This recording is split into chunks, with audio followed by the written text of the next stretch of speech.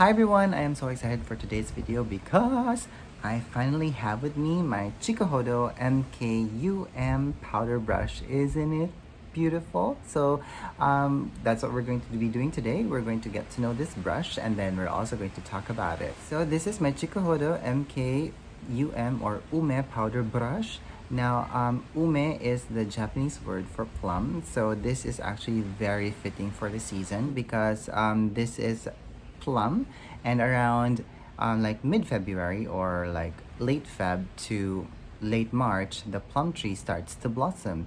So that's the main reason why I actually purchased this, because this is one way of me celebrating the plum season in Japan. Now, before I talk more about the brush, I would like to say that I actually bought this brush from fudebeauty.com. So it's an online retailer of Japanese brushes, which is based in Japan. So actually, I was so surprised with it because the delivery arrived very fast and the packaging was intact. There was no creasing whatsoever, no dents, so I appreciate that.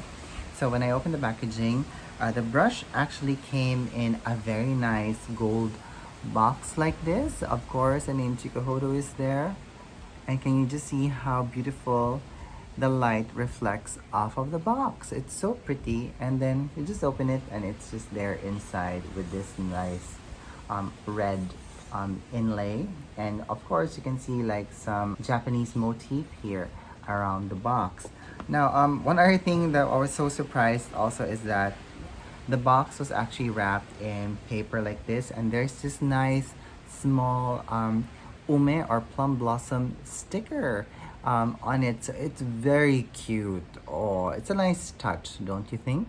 And of course, in the brush, you also get some leaflets about the brand and how to take care of the brush, and also the plastic packaging where you can see the Kumano Fude seal. So that's great. So the Chikuhodo Ume powder brush is actually a relatively new brush because this was released last year around March, I think, of 2020. And I've been wanting to actually purchase it, but alas, I just didn't have the budget at the time. Now, the reason why I decided to purchase it now because I just think it's so fitting for the season.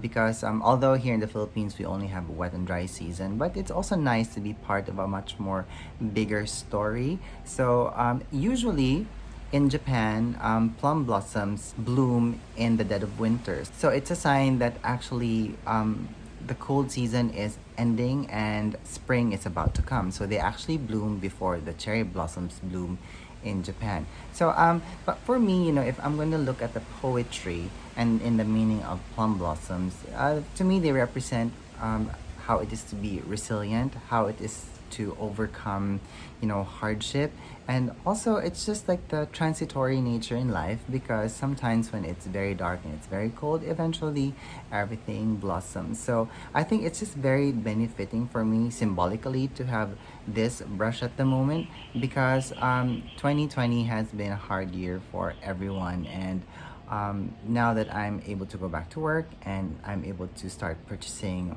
brushes for work again, and also to extend and expand my collection, I am so glad that I decided to buy this, because I just want to be part of this transitory nature in my career or in my life at the moment. Okay, so this is the Chikuhodo Ume powder brush, and as you can see here, it's very beautiful.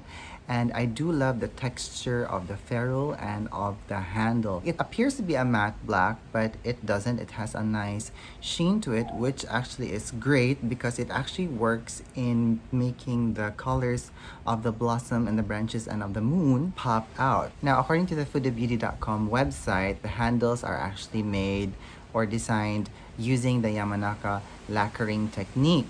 So this handle is actually made with top artistic intentions that can also lead up to the price. But anywho, as you can see here, this is the Maki-e design on the handle.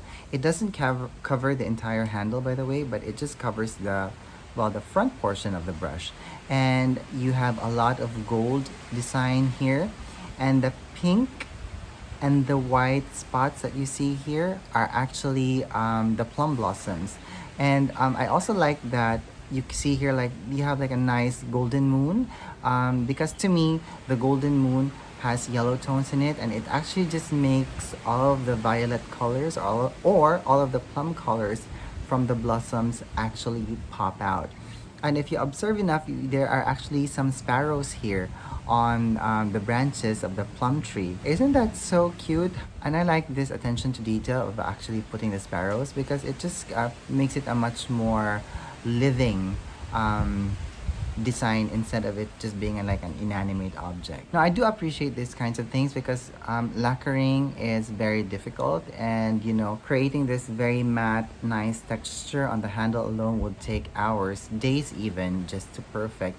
And although I have to say that the handle doesn't have a smooth handle because the Maki-e design here actually creates the texture on the handle, but I really don't mind that. You know, it just adds to the experience of actually holding the brush. Now the brush head here is made of full gray squirrel, so it's actually very soft. Now the thing with squirrel brushes is that they don't really have a lot of resiliency in them, but I have to say that the brush head here is quite dense, so it is actually able to jump back into shape perfectly. Now, this is actually one of my very first gray squirrel brushes in my collection because what I have are just some eyeshadow brushes from the brand Mizuho, and it's actually mixed in with some gold. So this brush is actually quite special. So I'm actually looking forward to trying this. It's very soft. Like if you have very sensitive skin, this would be very great for you to use because it won't drag on your skin. The brush just skims over and it just lays very well into the planes of the skin. Now, this will also work with a variety of skin types. So if you have oily skin, this will also work. But usually, this is best to use with people who have dry skin, actually, because you know, if you have dry skin, sometimes you tend to notice that your skin starts to peel or fall off. And the thing with this type of brush is that it doesn't aggravate that because the brush heads are very soft and it doesn't like pick on your dry skin. So at least it helps, you know, in not exacerbating any redness, or it doesn't promote any more peeling of the skin and cause further irritation. So this is actually a very great brush to use. So even if you have oily skin, you can also use this, but just make sure that you have a tissue or a microfiber towel so that you can just like brush the brush head on top of it just to remove any excess oil when you're using it. So the brush head design here is round and flat. It's a very typical powder brush, and as you can see here in comparison to my palm, it will actually cover quite a large real estate on the face. But I actually do like the size of this powder brush because sometimes if I find that a powder brush is too big, I find that I don't have as much control as applying the powder on the face. But with this one, it can actually, you know, fit under the eye area, in some portions of the forehead, or on the cheek, which I actually love because I prefer to actually set powder in specific areas, and I don't really like do it in the entire face. So based on what I've been saying, this brush is actually best to use with powder products only. So let's see this brush in action. So what I'm gonna do first is I'm gonna apply foundation on the right side of my face, and I'm gonna leave my left side bare so that we can see how well this brush actually applies powders, may it be finishing powder, bronzing powder, pressed powder, on bare skin or on skin that actually has some foundation on. Oh, by the way, I would like to thank Fude Beauty for sending over this Chikuhodo foundation brush. I've actually been wanting to purchase this. They actually come in red and black handles, and I'm actually purchasing the black handles because I have been tasked to do makeup for 2 hosts right now, so I want to have 1 brush per host, and I actually love how well this brush delivers the foundation at the moment. But we're not going to be talking about this brush because I want to create a standalone video for this, so just hang around for that. So I'm just gonna lightly skim over my beard area. I don't want to put a lot of foundation on there because I don't want foundation to cling on it. Okay, so I have foundation on, and what I'm gonna do now is I'm gonna set everything with powder. For today, I'm gonna skip using loose powder because that's gonna be a no-brainer. So what I'm gonna do is I'm gonna concentrate using more pressed products. But according to the description on fudebeauty.com for this brush, you can actually use this for loose powders, lightly pressed powders, finishing powders, and I'm sure you can use this also with bronzers and some blushes. Okay, what I have here is the pressed translucent powder from Laura Mercier, and I can see right now there is no product disturbance, which is great because that's actually the beauty with using squirrel brushes.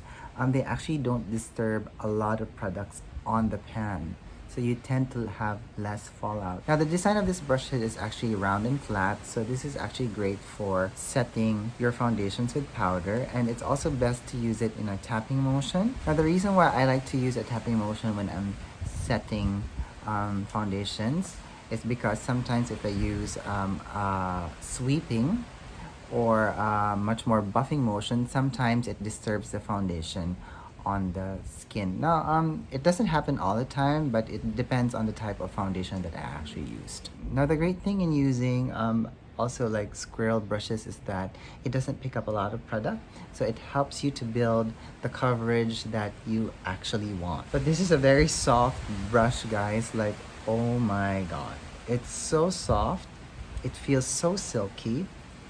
I don't feel any pricking. Like, even if I try to apply the brush straight into my skin and not at an angle, it doesn't hurt at all. Okay, so that actually created a very nice even finish on my skin. And now let's go on to the next product that we have, and I have here a very well loved MAC Studio FX powder. So this is a foundation powder. So what I'm gonna do is I'm gonna try to see how well this actually picks up the product and delivers it on my skin. So it's actually able to pick up a fairly good amount of product, and let's see how well it actually delivers it on my skin here that doesn't have foundation.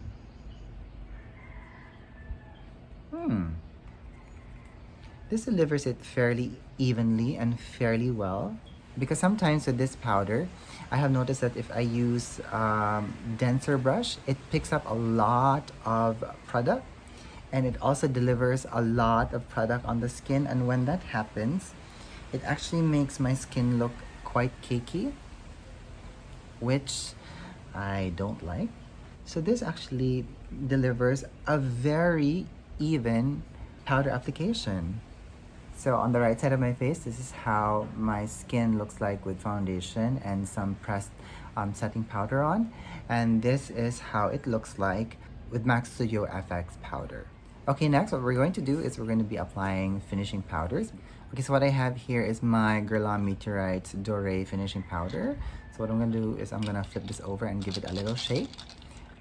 Because the thing is, this brush is made of squirrel hair, so this is going to be too soft to break down the balls of the meteorites. And what the shaking does is that it actually places some of the finishing powder product on top of the pan. Now, I never used to do this, like flipping the tin over and shaking it just to have some of the product here on the cap, but I saw Michelle Wong do this, so I decided to follow in her steps.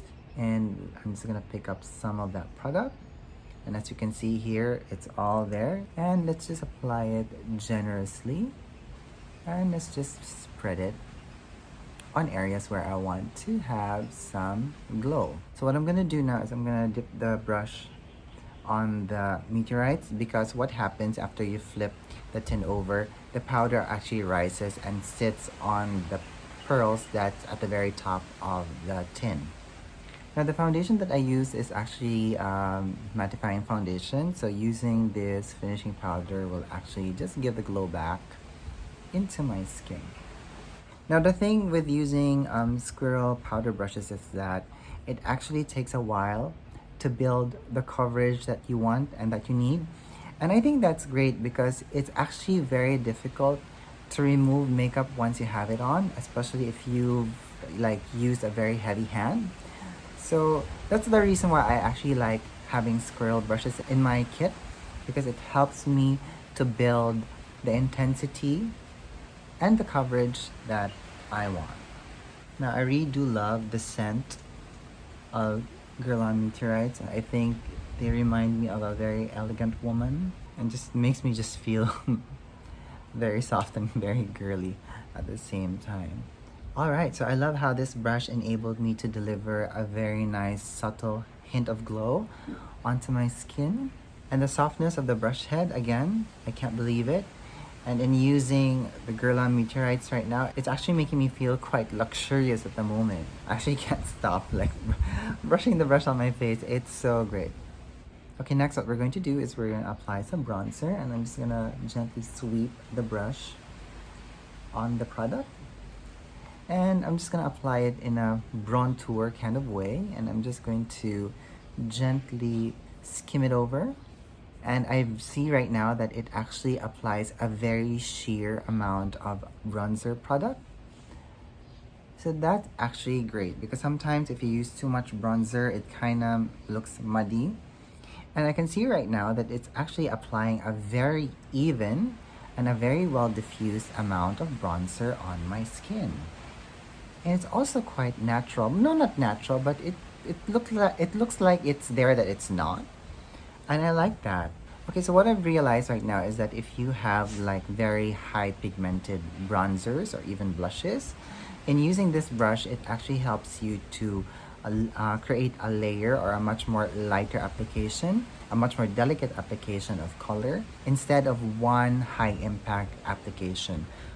Okay, so now I actually want to apply some blush, but my blush palette is in my makeup kit and I haven't sanitized it yet fully because I just quickly sanitized it last night after work, so I'm not gonna touch that yet. I'm still airing it out. So what I'm gonna do is I'm gonna get one of my old collections that I have on file, and it's actually the Sailor Moon Color Pop blush. Now this is called, what do you call this? This is called From the Moon, and the reason why I decided to use this is because I have noticed with this blush, if I use a very dense or a very stiff bristled brush, I can see like a lot of product disturbance happening. So let's see if it happens with this brush as well. And no, I'm happy to say that it doesn't create product disturbance on the pan, so this is great. And it also picks up a great amount of product. And let's see how well it actually delivers the color on our cheeks. And just like that, we can see that it actually delivers a very diffused color in the cheek. And mind you, this is a matte color, by the way, so I like how soft and diffused this actually looks. Okay, let's add the rest here on this side. All right, that's it. I hope that you guys enjoyed this video and being on the journey with me in getting to know the Chikuhodo MK Ume powder brush. And truthfully, I'm in love with this brush right now. It works really, really well, and it also works with my makeup sentimentalities. Now, if you're interested and if you're intrigued by this brush, I'm gonna link it down below in my description box so that you can go check it out on fudebeauty.com. So that's it for me today. I hope that you guys enjoyed this video as much as I enjoyed making it. If you have any questions about the products that I use or the brush that I used today, please leave them down at the comments box below and let's have a conversation about this. So I'm gonna let you go now, guys, because if I don't, I'm not gonna stop brushing this brush all over my face. Thank you so much for watching, and I hope that you're having a good day wherever you are. Bye bye.